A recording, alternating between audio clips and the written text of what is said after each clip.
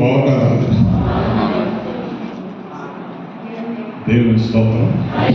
హల్లెలూయా. ఈరోజు దేవుని నడిపింపు అంతా ప్రేమ మీద నడుస్తూ ఉంది. ఎందుకంటే నేను కూడా అదే సబ్జెక్టు మీద మాట్లాడబోతున్నాను. ప్రేమ అనే అంశం మీద చాలా క్రైస్తవ పాటలు ఉన్నాయి, చాలా అంతకంటే ఎక్కువ సినిమా పాటలు ఉన్నాయి, అంతకంటే ఎక్కువ ప్రైవేట్ సాంగ్స్ ఉన్నాయి ఈ ప్రేమ అనే అంశం మీద. కానీ దేవుని వాక్యంలో అపోస్తలుడైన పౌలు ఇచ్చినటువంటి ప్రేమ నిర్వచనం, డెఫినేషన్ ఈ ప్రపంచంలో ఏ కవులు, సినిమాలు సైతం వేల సినిమా పాటలు వచ్చాయి. కానీ అసలు ప్రేమ అంటే ఏంటి అనేది కవిత్వం ఒక్క అపోస్తలుడైన పౌలే చాలా చక్కగా మరి మనకి వివరించాడు. సరే, ఈరోజు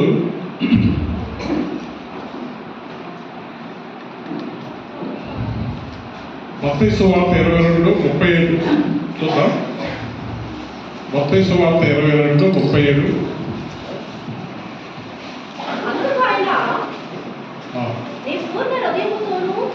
అందుకు ఆయన నీ పూర్ణ హృదయంతోను, నీ పూర్ణ ఆత్మతోను, నీ పూర్ణ మనస్సుతోను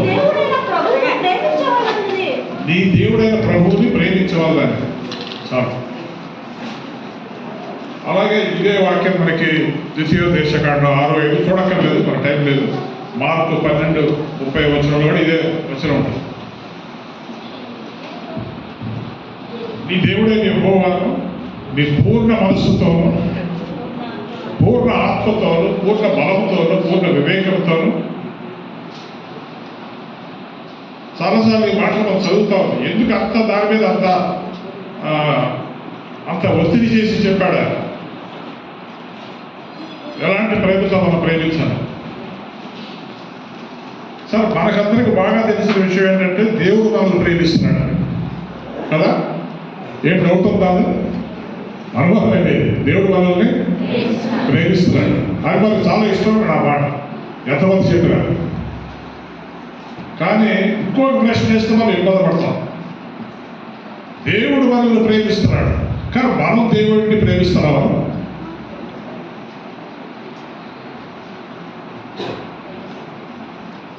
దేవుని ప్రాణం పెంచి చాలా మంది చాలా విషయాలు మాట్లాడతారు. దేవుడు మనల్ని ప్రేమిస్తున్నాడు, కానీ మనము దేవుడిని ప్రేమిస్తున్నాము. ఇక్కడ యేసు ప్రభు ఆయన ప్రసంగంలో బైబిల్ అంతా కూడా 2 వాక్యాల్లో ఇమిడి ఉందన్నాడు. సారం, బైబిల్ సారం అంతా 2 వాక్యాలు. అదేంటంటే దేవుడైన యెహోవాను ప్రేమించమని ఒకటి, రెండోది ఈ 2 చేస్తే మీకు బైబిల్ చదవకపోయినా. ఒకవేళ మీరు కొంతమంది చదువు రాక బైబిల్ చదవలేదు, ఏం పర్వాలేదు. కానీ బైబిల్ సారాంశం అంతా ఆయన సులువుగా 2 మాటలు చెప్పాడు. దేవుని ప్రేమించాలి, తోటి మనిషిని మనం ప్రేమించాలి. దేవుడు మనల్ని ప్రేమిస్తున్నాడు అనేది ఒక సంతోషకరమైన విషయం అయితే, మనము దేవుడిని ప్రేమిస్తున్నామా? ప్రేమిస్తున్నామంటే ప్రేమిస్తున్నామని కూడా చెప్తాము. కానీ ఆ ప్రేమ చేసేటువంటి డిమాండ్స్ అంటే, ప్రేమిస్తే ఏం చేయాలి?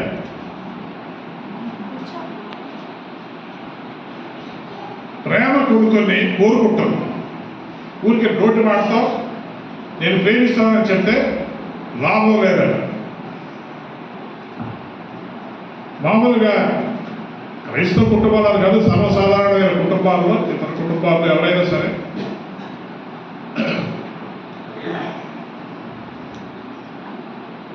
ప్రేమించమని, ఇప్పుడు మన దేశంలో కూడా ప్రేమించాలనే చట్టం ఉందా? అక్కడైనా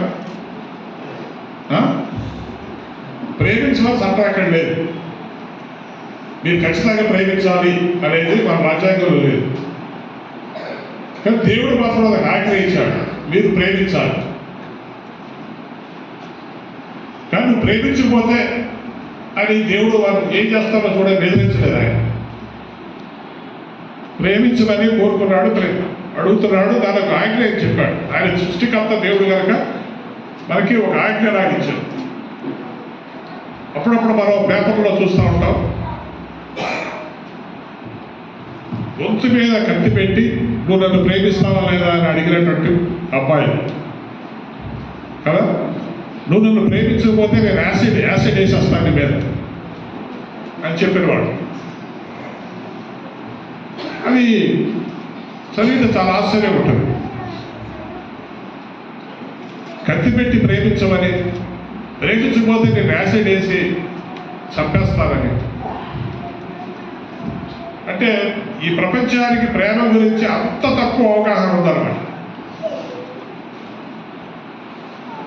కానీ దేవుడు ఇక్కడ నువ్వు నన్ను ప్రేమించమని కోరుకుంటున్నాడు. ప్రేమించకపోతే నేను ఏదో చేసేస్తానని ఆయన అంటున్నాడు. మన ప్రేమ చాలా కోరుకుంటాడు. దేవుడు మన ప్రేమను కోరుకోవటం అనేది సర్వసాధారణ విషయం కదా, అంతేనా?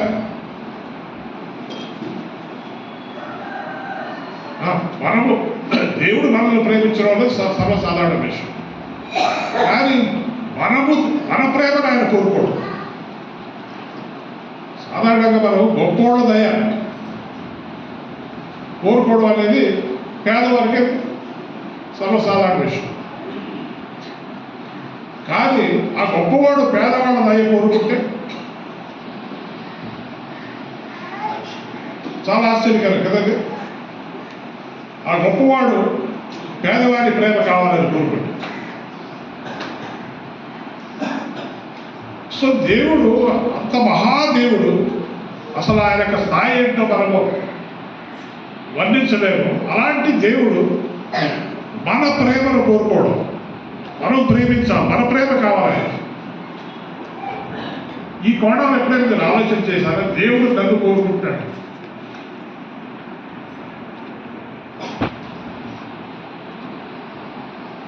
అంశువతి మేరీ యొక్క ఆ పాటలో ఇలాగ ఉంటుంది కదా, నన్ను ప్రేమించినది, నన్ను భరించినది, నాకు విలువను ఇచ్చినది, నన్ను ప్రేమించినది, ఆ ఉన్నత రాజ్యమందు నాకు స్థానమిచ్చినది. అంటే దేవుడు మనల్ని ప్రేమించాడని చెప్పడం కాదట, మనల్ని భరించాడట. ప్రేమ భరిస్తుంది కదా, ప్రేమ ఉన్నవాడు భరించాలి. ప్రేమ ఉన్నవాళ్ళు క్షమించాలి. ఎన్నిసార్లు క్షమించాలంటే ఎన్నిసార్లు క్షమించాలి. అందుకే ఎన్నిసార్లు క్షమించాలి ప్రభు అంటే 70 times 7 అన్నాడు. అంటే 70 into 7 లెక్కలు ఇచ్చినాడు చెప్పండి. 7 into 70 70 7 7 49 430 సార్లు అన్నట్టుగా. అంటే ఎన్నిసార్లైనా క్షమించాలి, దానికి హద్దు లేదు. మనము దేవుని ప్రేమని ఎంతైనా పొందుకుంటాము, దేవుని క్షమాపణని ఎంతైనా పొందుకుంటాము. కానీ తిరిగి మనం క్షమించడానికి లెక్క పెడుతుంటాం. దేవుడు అలా మనల్ని లెక్క పెడితే మనం ఎక్కడుంటాం అసలు? కానీ ఆయన ప్రేమ మనకి ఆ ఉన్నత రాజ్యం స్థానం ఇచ్చి, ఒక స్థానం ఇచ్చింది మనకి.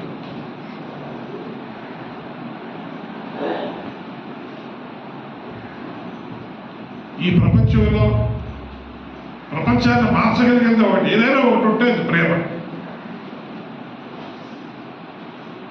ఇప్పుడు దేవుడు మనల్ని ఏం కోరుకుంటాడంటే, మీరు నన్ను ప్రేమించండి. ఎలా ప్రేమించాలి?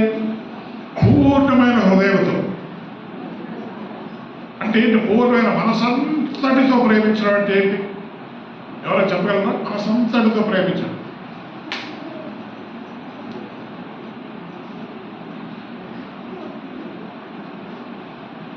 అంటే మనసులో మనసు నిండుగా దేవుడు, మన దేవుడు చెప్పిన, దేవుడికి ఇష్టమైనవన్నీ మనం చేయాలనుకోవడం, దేవుడికి ఇష్టమైనవన్నీ మనం అనుకోవాలనుకోవడం. అంటే ఒక బిజినెస్ లాగా ఖచ్చితంగా సీరియస్గా తీసుకుందని దాని అర్థం పెట్టి దాని పర్యావసానం పెట్టి అన్నిటికీ సిద్ధపడి తిరిగి మనం దేవుణ్ణి ప్రేమించాలని ఒక ప్రయత్నం చేయటం. అందుకే మనసంతటితో మీ మనసులోకి దేని మీద కూడా వేటి మీద కూడా ఉండడానికి వీల్లేదు. మనసంతటితో దేవుడిని ప్రేమించడం, నీ పూర్ణ ఆత్మతో ప్రేమించడం, నీ బలవంతుడితో ప్రేమించడం, నీ స్ట్రెంగ్త్ అంతా ఉపయోగించడం, సర్వశక్తులు కూడగొట్టుకుని నువ్వు అదంతా ప్రేమ రూపంలో దేవుడికి దారిపోయినావు అంటే ఇంకా దాని అర్థం ఏంటంటే ఇన్ని రకాలుగా దేవుడు కోరుకుంటున్నాడు. నీ పూర్ణ మనసుతో, ఆత్మతో, బలముతో,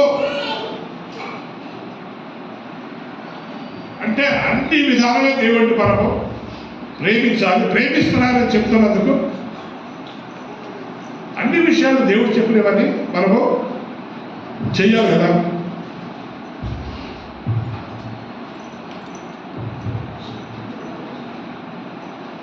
ఇప్పుడు మనము దేవుడిని ప్రేమించాలని మనలో ఎవరైనా పూనుకుంటే అది చాలా పనితో కూడిన, ప్రయాసతో కూడిన, శక్తి సామర్థ్యాలతో కూడిన, మనసంతటితో కూడిన, మన టైం అంతా, మన లైఫే దేవుడికి ఇచ్చేసినట్టుగా ఇచ్చేయాలి. అంత పిలుపు అందులో ఉంది, అంత డిమాండ్ అందులో ఉంది. దేవుడు మన నుంచి కోరుకునేది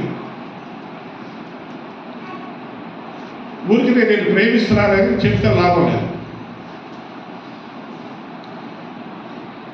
ఇప్పుడు ఒక భర్త భార్యతో నేను నిన్ను ప్రేమిస్తున్నాను ప్రతిరోజు 360 రోజులు చెప్పాడు. కనీసం చీరైనా కొనిపోడు, వాడు ఏదో బంగారం అడుగుతున్నాడు, అదేదో కొనిపోడు. ఒకటే ఒకటి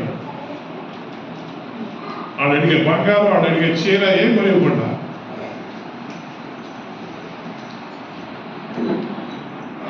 మనం ప్రేమిస్తానని చెప్తే లాభం ఏంటి?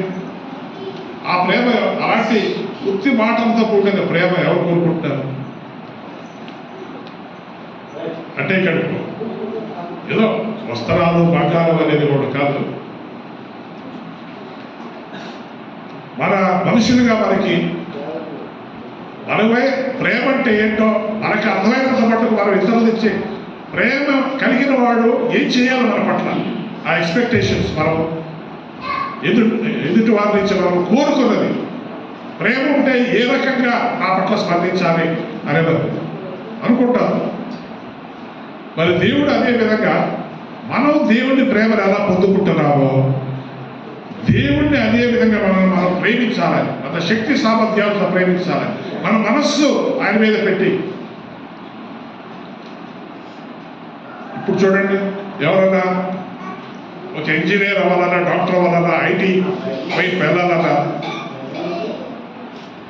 లేక టీచర్స్ ట్రైనింగ్లో ఏదో సీట్ సంపాదించాలన్నా, వీటన్నింటిలో కూడా అది సంపాదించడానికి ఎంతో కృషి, లాట్ ఆఫ్ ఎఫర్ట్, చాలా కృషి పెట్టి మరి అది చాలా నాకు విలువైనది, అది చాలా నాకు ప్రాధాన్యత, ఇట్స్ #1 ప్రయారిటీ ఫర్ మీ అని చెప్పి మనం దాన్ని చూపిస్తాము. అది సాధించడానికి ప్రయత్నం చేస్తాం. అలాగే దేవుడిని ప్రేమించాలని ఎవరైనా కోరుకుంటే ఆ దేవుడిని మనం ప్రేమించడానికి, ఆ ప్రేమను మనం రుజువు చేయడానికి మనము మన శక్తి సామర్థ్యాలు, మన మనసంతటితో, మనసు దాని మీద పెట్టి ఒక మనిషి దేవుడిని ప్రేమించడానికి ఊరుకుంటే అది జీవితకాలంలో ఉన్న టైం సరిపోదు. దేవుడి మీద మనసంతా కలిగిన వారికి ఇతర వాటి మీద మనసు పెద్దగా ఉండదు. నా చిన్నప్పుడు నేను 16 సంవత్సరాల వయసులో దేవుడు తెలుసుకున్నాను. ఆ దేవుడు తెలుసుకున్నప్పుడు నా మనసంతటితో ప్రేమించాను. అంత క్రితము నేను దేన్నైతే ప్రేమించాలో, ఎవరినైతే ప్రేమించాలో అవన్నీ దేవుడి కోసం నేను ఈ లోక సంబంధంగా వదిలేసుకొని దేవుడిని ప్రేమించడం మొదలుపెట్టాను. ఆ దేవుడి కోసం నా భవిష్యత్తు గురించి కూడా నేను ఆలోచించలేదు. ఆ దేవుడి పరిచయం కోసం, దేవుడి కోసం నేను చదువు మీద పెద్ద దృష్టి పెట్టలేదు ఆ రోజుల్లో. నా యవ్వనాన్ని, నా టైం అంతా, నా శక్తి సామర్థ్యాలు, నా ప్రేమ అంతటిని అనేక విధాలుగా దేవుడి దగ్గర దారపోశాను. ప్రభువా, నువ్వే నాకు చాలా ముఖ్యం. Your very important, your very important to me. నువ్వు నాకు చాలా ముఖ్యం, నీకంటే నాకు ఎవరు లేరు నాకు అని చెప్పడమే కాదు, అన్ని విషయాల్లో చేయడానికి ప్రయత్నం చేశాను, చూపించడానికి ప్రయత్నం చేశాను. అందుకనే ప్రేమలో చాలా ప్రయాసం ఉంటుంది. ఒక మాట చెప్పడం కాదు, నేను ప్రేమిస్తున్నాను. నువ్వు ఎప్పుడైతే చెప్పావో నీ మీద చాలా పెద్ద భారం పడ్డట్టే. సీరియస్గా తీసుకుంటే నీ జీవితమే సరిపోదు. అయితే నేను ఒకటి చెప్పగలను, దేవుణ్ణి అంతగా ఎవరైతే ప్రేమిస్తారో, ఈ లోకపు గొప్పతనము, ఈ లోకపు చదువులు, ఈ లోకపు ఉద్యోగాలు, పేరు ప్రఖ్యాతలు, ధనధాన్యాలు, ఈ ప్రపంచంలో మరి the glory of this world, వీటన్నింటికంటే కూడా మనం దేవుడిని ప్రేమించినప్పుడు ఏది కోరుకోకుండా దేవుడు అవన్నీ మనకి ఇస్తాడు.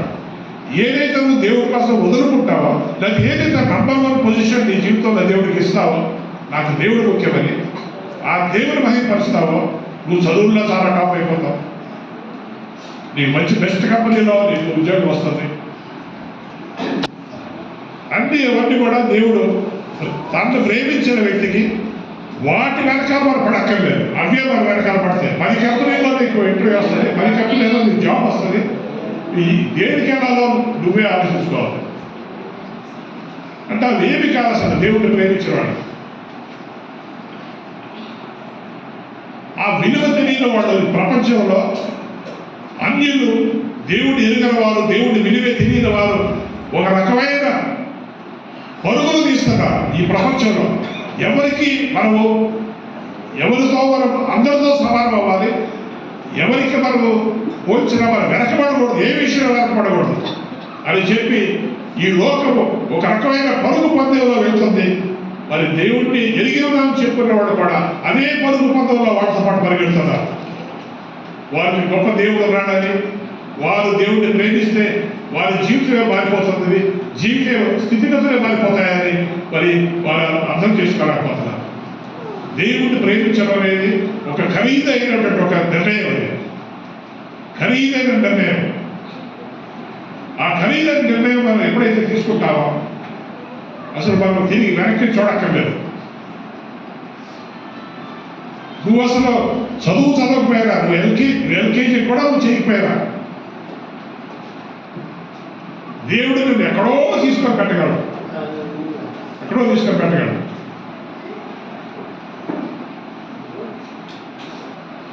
మొన్న వర్తమానంలో కానీ దానికి పౌడర్గా ఉన్న పరంజ్యోతి గారు, ఆయన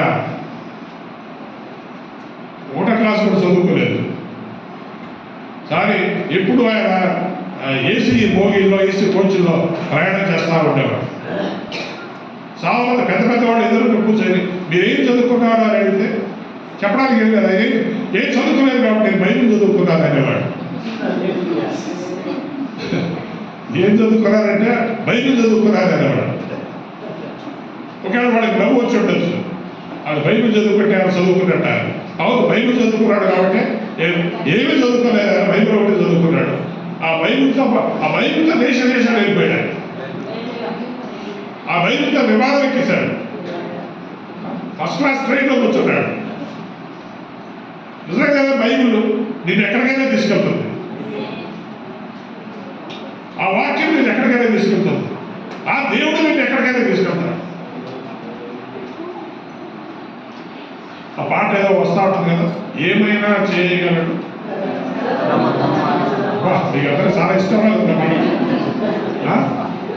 ఏమైనా చేయగలడు, కథ మొత్తం మార్చాడు. నిజంగా కథ మార్చేస్తాడా? మన స్టోరీ అంత మారిపోతా. సో ఇప్పుడు ఏమైనా మన దేవుడిని మనం ప్రేమించడానికి మనం ప్రయత్నం చేస్తే మన స్టోరీ మారిపోతుంది, మన కథ అంతా మారిపోతుంది. రెండో ఇక్కడ ఇంకొక విషయం చూద్దాం.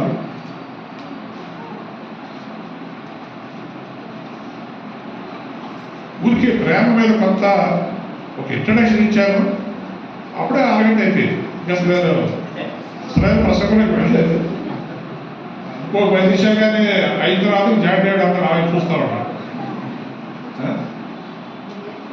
45 నిమిషాలు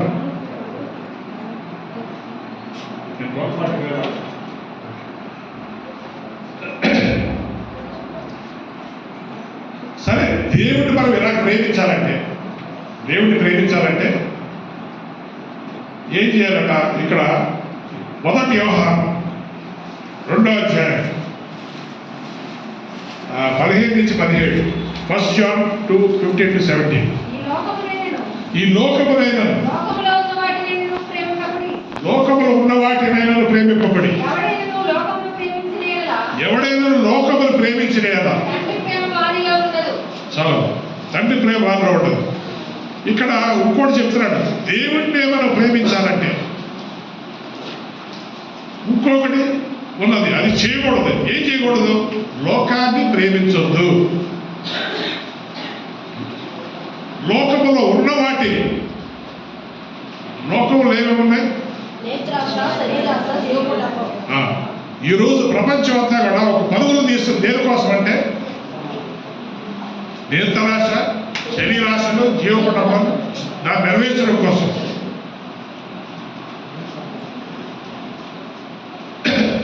వస్తువులు, వాహనాలు, పరికరాలు. ఇప్పుడు మనమంతా this is the age of consumerism అంటారు. కన్స్యూమరిజం అంటే ఎక్కువ డబ్బులు పెట్టి అనేకమైన వాటిని కొనడం, ఎప్పుడు కొనటం మనకు అది అవసరమా లేదా కూడా చూడనటువంటి పరిస్థితి. ఒక రకమైన మ్యాడ్నెస్, ఒక పిచ్చి ఏంటంటే కనపడే ద్వారా కొనాలి. అది మనకు ఉపయోగపడదా? దానికి తగినట్టు మనకి అదేంటి ఏం చేస్తున్నారు? ఇప్పుడు ఇంటింటి వచ్చి ఇన్స్టాల్మెంట్లో మనకి ఇష్టం లాగా ఇక్కడ పడేసేస్తున్నారు, ఇన్స్టాల్మెంట్లు ఇచ్చేస్తున్నారు. అవసరం లాగా అంటే వస్తువుల మీద మనకి మమకారం, ప్రేమను వాళ్ళు పెంచుతున్నారు. పక్కింట్లో ఉన్న వస్తువు మన ఇంట్లో కూడా ఉండాలి, అంతేనా? పక్కింట్లో ఒక వస్తువు ఉంటే వెంటనే ఇంట్లో మళ్ళీ భర్త గారి దగ్గరికి అప్లికేషన్ వచ్చేస్తుంది. అవి పక్కింటి ఆయన అది ఊరుకుంది నాకు కూడా అసాగదైపోయింది. ఇలాగా వస్తువులు, వాహనాలు, పరికరాలు వాటిని ప్రేమించడం, శ్రేష్టమైన వాటిని కొనుక్కోవాలి, అందరికంటే గొప్పగా ఉండాలి, ఉన్నతంగా ఉండాలి. ఈ పిచ్చిలో పడి ఇందులో పడిన వాళ్ళు దేవుడు ప్రేమించలేదు. ఎందుకంటే దీని గురువు దేవుడికి అసలు ఏం సంబంధం లేదు. దేవుడి ప్రేమలో పడితే ఈ ప్రేమలో మీరు పడలేరు, ఈ ప్రేమలో పడితే మీరు దేవుడి ప్రేమలో పడలేరు.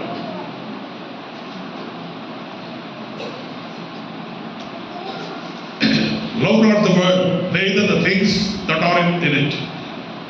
ఈ లోకములైనను లోకములో ఉన్న వాటినైనా మీరు ప్రేమించదు. For all that is in the world is lust of the eyes, lust of the flesh and the pride of life. Lust of the eyes, కనపడని వాటిలో మనం కొనుక్కోవాలి, శరీరాశలు, శరీరంలో ఉన్న అనేకమైనటువంటి కోరికలు, ఆశలు ఏంటంటే అది గొప్పగా ఉండాలి, అన్నిటిని సంపాదించాలి, ఎందులో వెనకపడకూడదు. ఈ రకమైన పరుగు పందాలలో మనం అన్యులతో పాటు వెళ్ళి మనం పాల్గొనడం వల్ల జీవితంలో ఏది శ్రేష్టమైనది, ఏది ప్రాధాన్యత కూడింది దాని మీద మనం దృష్టి పెట్టట్లేదు. అపోస్తలుడైన పౌలు అంటాడు, మీరు ఏది రమ్యమైనదో, ఏది మాన్యమైనదో, ఏది ఖ్యాతి గలదో, ఏది నిత్యము నిలిచేదో వాటి మీద మనసు పెట్టమంటాడు. ఎంత క్లియర్గా ఉంది కదా. ఏది రమ్యమైనది, ఏది ఖ్యాతి గలది, ఏది నిత్యము నిలిచేదో దాని మీద మనసు పెట్టండి. సో క్రైస్తవులకి, దేవుని విశ్వాసానికి పెద్ద సవాల్ ఏంటంటే ఈ ప్రపంచంలో నేను ఏ మార్గంలో వెళ్ళాలి అంటే బైబిల్ మాట అలాగే మనం తీసేసుకొని ఈ పరుగు పందెంలో మనము పాల్గొనవలసిన అవసరం లేదా అనే అనుమానాలు చాలా మందికి ఉన్నాయి.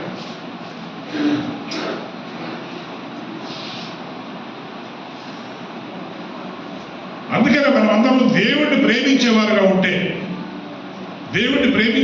ఉంటే ఈ లోక సంబంధమైన వాటి మీద మన మనసు ఉండదు, వాటి మీద ఉండదు, వాటి మీద ఉండదు. దేవుని మీద ప్రేమ కొలుతుంది, ప్రేమ పెరుగుతున్న కొలది లోక సంబంధమైన వాటి మీద ప్రేమ తగ్గిపోతూ ఉంటుంది కదా. లోకము శరీరము లాగినను నేను వెళ్ళేదను. లోకము శరీరము లాగినను. సో ఇక్కడ మనకి ఏమర్థం అవుతుంది? లోకం వల్లనే లోకంలో ఉన్నాం కనుక దేవుడు పెట్టాక లోకం ఏం చేస్తారు? బాగుతుంది కనుక బాగుతుంది.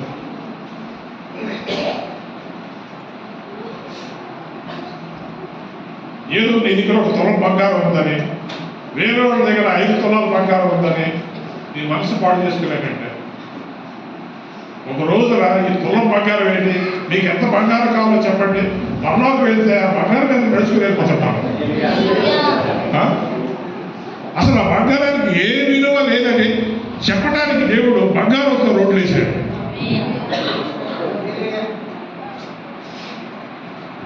దాని గురించి మనసు పాటు చేసుకోవడం, కొనలేదని మరి ముఖం ముడుచుకొని కూర్చోవడం, ఇవన్నీ మనకి తరచుగా మనకి తగ్గుతుందని అవసరమైన ఈ లోకపు పరుగు పందాల్లో పరిగెట్టద్దు, ఈ లోకపు పరుగు పందాల్లో పరిగెట్టద్దు. అంటే మనం ప్రాధాన్యతలు మన జీవితంలో సెట్ చేసుకుంటే ఏది ఇంపార్టెంట్ ఏది కాదు, దేనికి ప్రాధాన్యత ఇవ్వాలి, దేనికి టైం ఇవ్వాలి, దేనికి నీ జీవితాన్ని ఇవ్వాలి, దేవునికి నీకున్న నీ టాలెంట్స్ ఇవ్వాలి, అవన్నీ కూడా నువ్వు అనుకుంటే అసలు అలాగని దేవుడు ప్రేమించేవారు దేవుడు ఎన్నడూ కూడా సిగ్గుపరచడు, ఎన్నడూ సిగ్గుపరచడు. ఈ లోక సంబంధమైన దేంట్లో కూడా దేవుడు నీకు నువ్వు వెనుకంజ వేయకుండా ఆయనే చూసుకుంటాడు. కానీ మనం దేవుడు ప్రేమించిన విషయంలో విషయం మీద ఫోర్ఫ్రంట్ మనం ముందు ఉండాలి.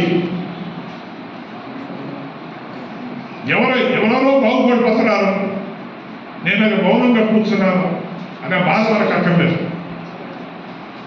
వారందరూ బాగుపడి ఆఖరికి ఎక్కడికి వెళ్తున్నారు?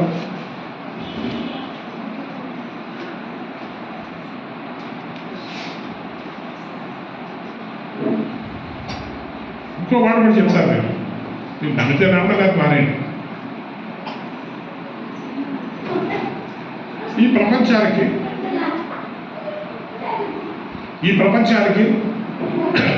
చూడాలి, ఇటు చూడాలి,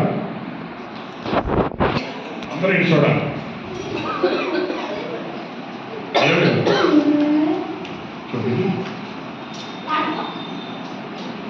ఈ ప్రపంచానికి ఒక అబ్బా చూడాలి, ఇటు చూడాలి. నేనేం చెప్తున్నానంటే, అంటే మనకి ఇన్ని రకాల తాపత్రయాలు జీవితంలో ఉంటాయి కదా, మనకి దేవుడు రాకడికి 10 సంవత్సరాల కంటే ఎక్కువ లేదని చెప్పాను.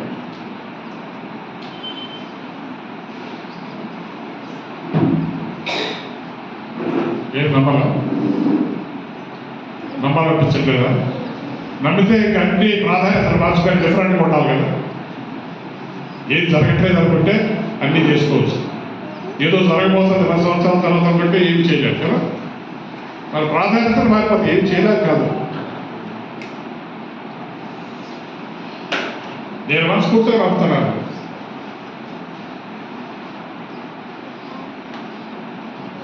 నేను పుస్తకం కూడా రాస్తున్నాను, అదేంటంటే యేసుక్రీస్తు 2వ రాకడ సునామీ అంటే పుస్తకం, రాకడ సునామీ. ఈ రాకడ సునామీలో 10 సంవత్సరాల నుండి 40 సంవత్సరాలు ఈ ప్రపంచానికి టైం ఉందంటే అంతకంటే టైం లేదు. అంటే నేను ఈ విషయం ఎందుకు మీ దగ్గర ప్రస్తావించానంటే, 10 నుంచి 40 సంవత్సరాల వరకే ఈ ప్రపంచానికి టైం ఉంటే దేనికోసం మన తాపత్రయం, మన ఆరాటం, మన పోరాటం దేనికోసం? అంత తక్కువ టైంలో మనం సాధించగలిగేది ఏదైనా ఉంటుందంటే అది దేవుడిని ప్రేమించడం, ఆ దేవునికి మన జీవితంలో ప్రాధాన్యత ఇవ్వటం, అదొక్కటి దాని మీద మనం మనసు పెడితే మీరు ఈ లోకంలో దేవుడు ఏ విషయంలో మీకు తక్కువ చేయడు. ఒక ఉద్యోగ విషయంలో కానీ, వివాహం విషయంలో కానీ, ఇంకో విషయంలో కానీ తక్కువ చేయడు. దేవుడు మిమ్మల్ని ఇప్పుడు కూడా సిగ్గుపరచడు.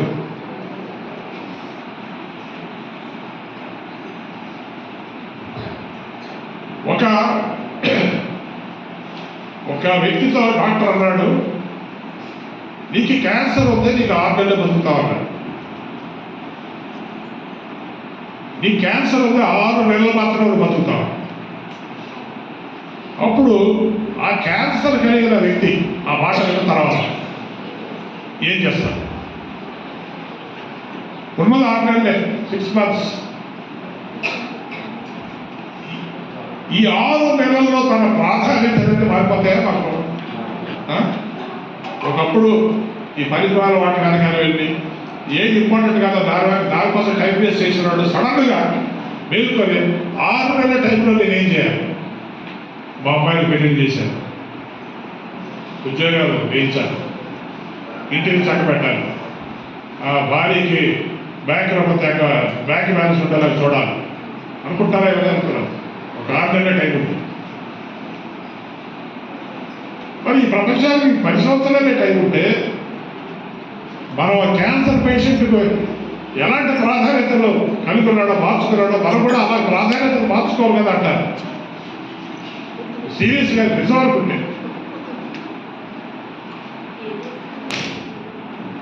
కాబట్టి దేవుడిని మనం ప్రేమించాలంటే మాత్రం ఆ ప్రేమించాలనుకునే దేవుడి కోసం మనం ఎన్నో విషయాల్లో ప్రేమిస్తున్నానని రుజువు చేయాలి. మన కొన్ని త్యాగాలు కూడా చేయాలి.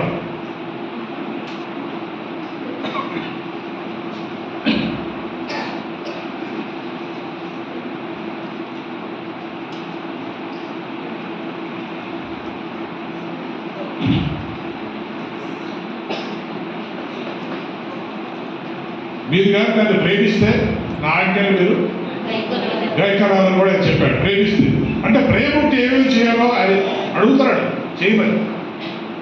మీరు నన్ను ప్రేమిస్తే నా ఆజ్ఞలు మీరు గైకరాడు. ఈ దేవుడైన వ్యవహారం పూర్ణ మనసుతోను, పూర్ణ ఆత్మతోను, పూర్ణ బలముతోను మీరు ప్రేమించాలి.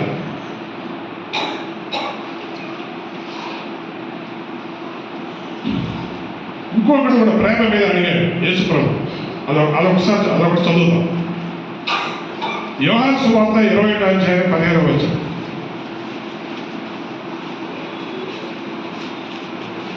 చదవండి. యోహాను సువార్త 20వ అధ్యాయం. సీమోను పేతురును చూసి యోహాను కుమారుడైన సీమోను,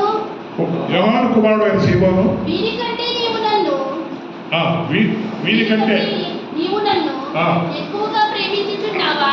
వీరికంటే అంటే మీరందరికంటే నన్ను ఎక్కువగా ప్రేమిస్తున్నావా అని అడుగగా అతడు, అవును ప్రభువా, నేను నిన్ను ప్రేమించుచున్నానని నీవే ఎరుగుదవని ఆయనతో చెప్పెను. యేసు, నా గొర్రె పిల్లలు మేపుమని అతనితో చెప్పెను. ప్రేమిస్తే ఏం చేయాలి? నా గొర్రె పిల్లలు మేపాలి. అదొకటి నంబర్ 1. యేసు నా గొర్రె పిల్లలు మేపుమని అతనితో చెప్పెను. ఓకే. మరలా ఆయన, యోహాను కుమారుడైన సీమోను, నన్ను ప్రేమించుచున్నావా అని రెండవసారి అతన్ని అడుగగా అతడు, అవును ప్రభువా, నేను నిన్ను ప్రేమించుచున్నానని నీవే ఎరుగుదవని ఆయనతో చెప్పెను.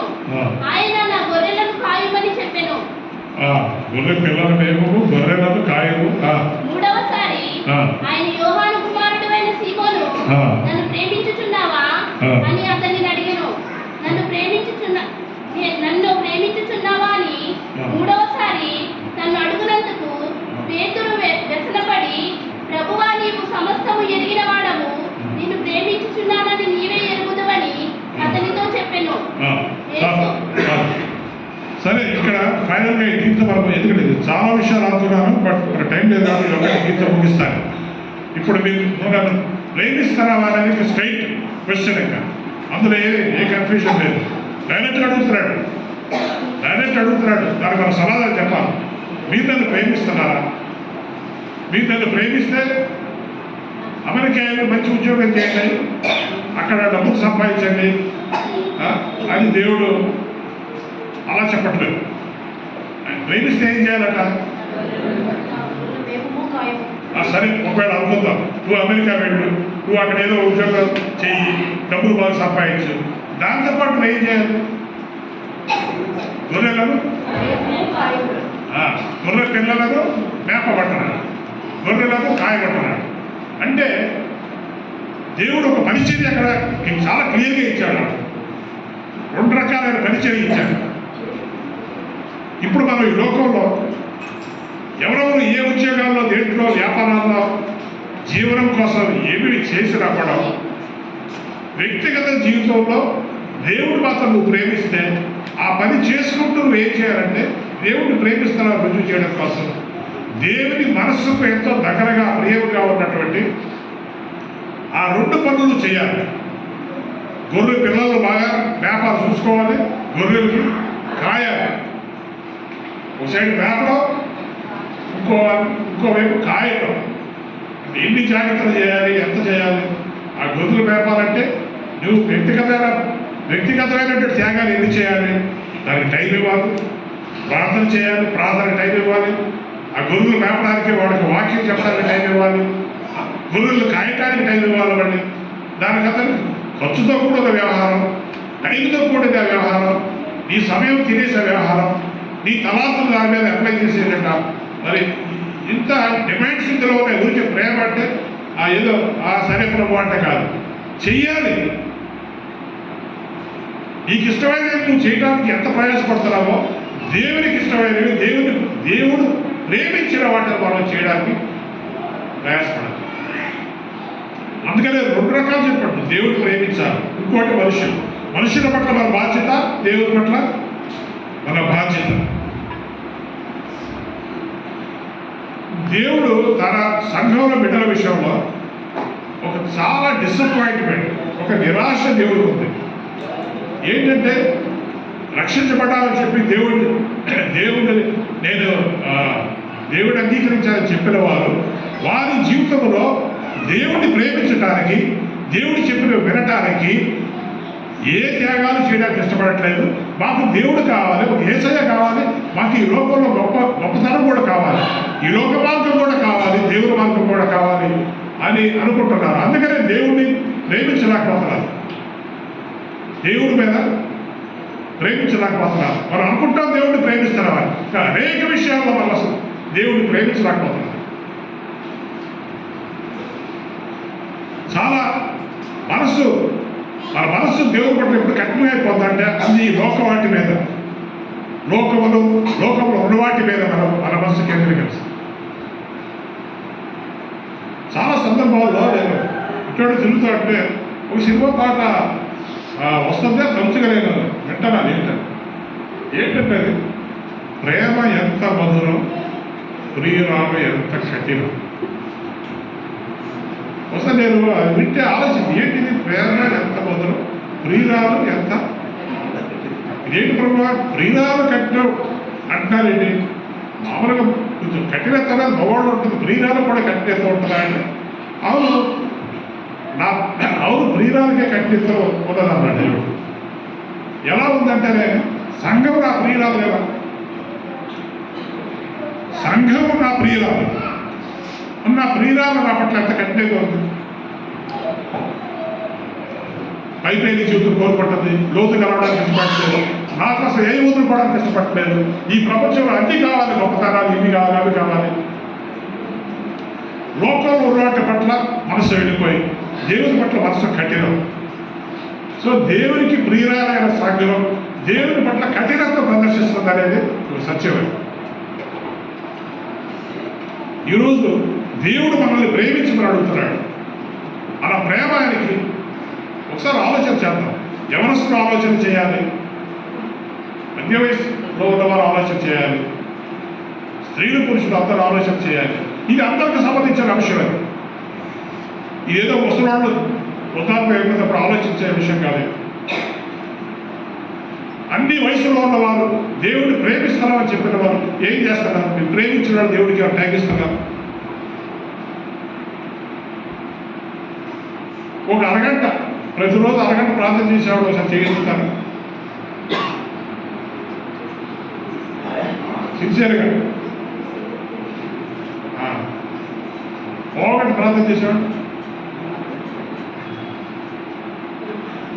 పోగొట్టి ప్రార్థన చేసేవాడు.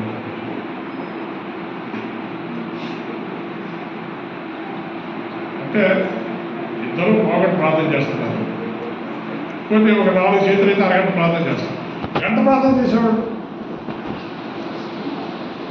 ఒక చేయలేసి 2 గంటలు ప్రార్థన చేసేవాడు. మీరు 1 గంట ఓకే, ఇంకా 2 గంటలు ప్రార్థన చేసేవాడు. దేవుడిని ప్రేమిస్తున్నామని ఎంత కబుర్లు చెప్తాం మనం కదా. ఏం కబుర్లు లేదా?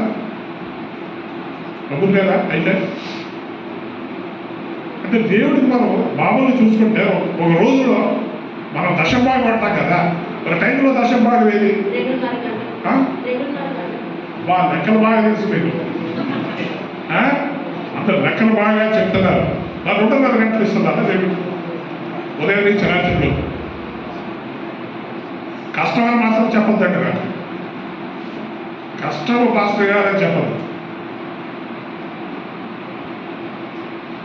కష్టమని ఎవరైనా చెప్తారో మీ ఇంటికి నన్ను ఆహ్వానించండి. మీరు ఏమి చేస్తున్నారు ఉదయం నుంచి రాత్రిలో నాకు కాదు చెప్పండి అని చెప్తాను.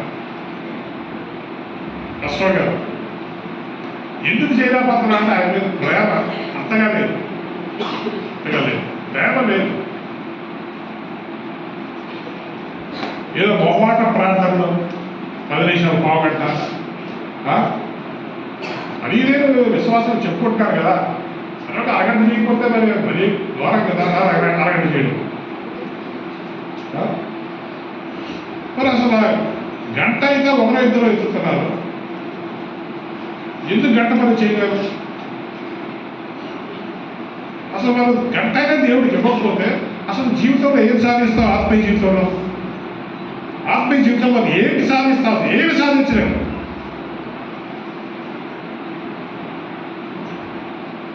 అందుకే మీరందరూ ఏం కోరుకుంటారంటే జాన్ డేవిడ్ అయ్యారు మంచి ప్రార్థన పరుడుగా ఉండాలి. ఎందుకంటే ఆయన మీ కోసం అన్ని ప్రార్థన చేసేస్తాడు కదా. ఆయన గంటల తరబడి ప్రార్థన చేయాలి, మీరు మాత్రం చేయరా? అది చాలా తప్పు కదా. ఇప్పటికైనా దేవుడిని ప్రేమిస్తున్నాను, దేవుడిని పెట్టడానికి అని చెప్పేవాడు ప్రాధాన్యతలు మారాలి.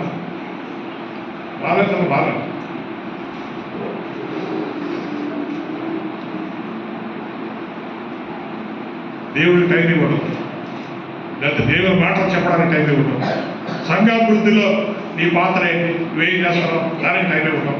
ఎన్నో అంటే అసలు దేవుడిని ప్రేమించడం అంటే అసలు ఎంత పని ఉందంట తెలుసా? Lot of work. మీరేమనుకుంటారు? కాలేజీకి వెళ్ళి వచ్చే రికార్డులు రాసేసుకుంటే చాలా పని అనుకుంటారు మీరు. నేను 2 గంటల సేపు కాలేజీ రికార్డ్స్ రాసుకున్నాను. క్రైస్తవ జీవితము ఫుల్ టైం జాబ్. క్రైస్తవ విశ్వాసము ఫుల్ టైం జాబ్. దాని కనీసం 1 గంట స్థాయికి ఇప్పుడు కూర్చోవడం అందరూ మేము గంట చేస్తాము అని ఒక తీర్మానం తీసుకోవాలి.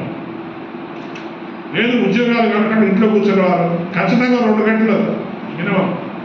ఆ 2 గంటలు ఏం ప్రార్థన చేస్తారో అది కూడా మీరు నాకు చెప్పాలి. ఎందుకంటే ఆ 2 గంటల్లో కూడా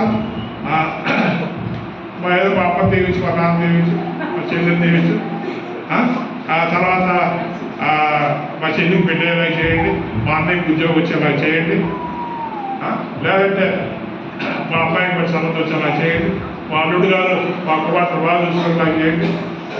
ఇవన్నీ చేయాలి. అయితే అంతేనా?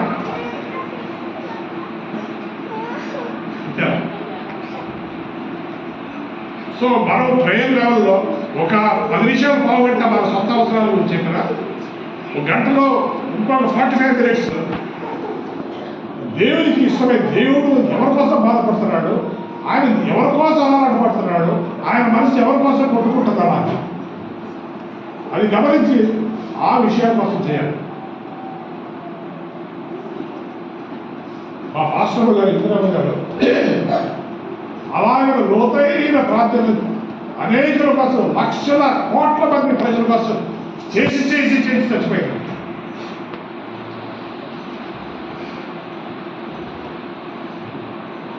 భయంకరమైనటువంటి ప్రార్థన. ఆ ప్రార్థనలు చేస్తే అదే అంటారు నేను, ప్రార్థనలో లోతుగా వెళ్ళిపోతే పెద్ద ఆత్మీయ పోరాటం. సైతాంతో గొడవ పెట్టుకున్నట్లెక్క, సైతాన్ని వాడు కాలర్ పట్టుదని లాగినట్లెక్క. సరే, ఇప్పుడు నేను అంత లోతైన దానికోసం నేను మాట్లాడలేదు. కానీ మీరు దేవుడిని ప్రేమిస్తే ఖచ్చితంగా అది రుజువు చేయాలి. ఊరికి చెప్పద్దు దేవుడిని, ప్రభా నేను ప్రేమిస్తున్నాను, అయితే ఏం చేస్తున్నాం అనే ప్రశ్నకు కూడా సమాధానం చెప్పగలగడం. సరే, ఈరోజు మనల్ని ఆలోచింప చేయడానికి ఇంత మాత్రం చాలా నేను అనుకుంటున్నాను. నేను ఈరోజు చెప్పాను, వెళ్ళిపోతాను అంటే ఒకవేళ ఒక సంవత్సరం వరకు రావచ్చు, రాలేకపోవచ్చు. ఇది నేను మర్చిపోవచ్చు. తర్వాత జీవితం ఎలా రీతిగా వెళ్ళిపోతాను. నిర్ణయాన్ని మర్చిపోతే, దాని గురించి ఏ ఆలోచన చేయకపోతే ఆయన జీవితం భావన సర్వసాధారణ సాగిపోతాం. అలాగే 10 సంవత్సరాలు కూడా గడిచిపోతాం. ఈరోజు కష్టపడిన వారు ఒకరు సుఖపడతారు, ఈరోజు ఏడిచిన వారు ఒకరోజు నవ్వుతారు, ఈరోజు నవ్వుతున్నారు ఒకరోజు ఏడుస్తారు. దాని అర్థమేంటో మీరే ఆలోచించారు. God bless you.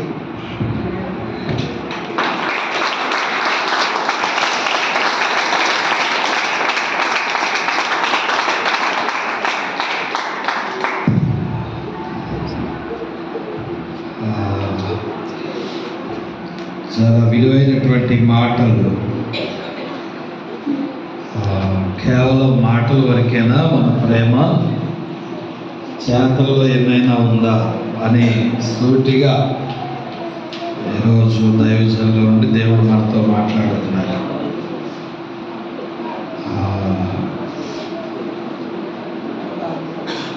చేతల్లో ఉంటే ఆయనకు సమయం ఇస్తాం. చేతల్లో ఆయన నిజంగా ప్రేమించేవారమైతే కొన్ని ఆత్మలను రక్షణలోనికి నడిపించే విషయంలో ప్రయాసపడతాం. నిజంగా దేవుణ్ణి ప్రేమిస్తే మన తలాంతులు దేవుని కొరకు ఖర్చు పెడతాం, సమయమందు అసమయమందు ప్రయాసపడతాం. మరి నిజంగా మనం దేవుణ్ణి ప్రేమించేవారం అయితే నశించిపోయే ఆత్మల కొరకు ప్రార్థించకుండా ఉండలేము, కన్నీరు కార్చకుండా ఉండలేము. కొందరి రక్షణ విషయంలో ప్రయాసపడతాం. దేవుని నిమిత్తం అవమానాలైనా, నిందలైనా, ఎలాంటి పరిస్థితులకైనా నేను సిద్ధం అనే రీతిలో మనం ఉంటాం. మరి ఇవేమీ చేయకుండా దేవుణ్ణి ప్రేమిస్తున్నాను అంటే అందులో అర్థమే లేదు.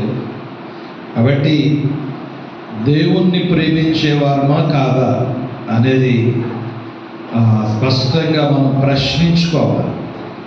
మన మనస్సాక్షి మనకు చెబుతుంది.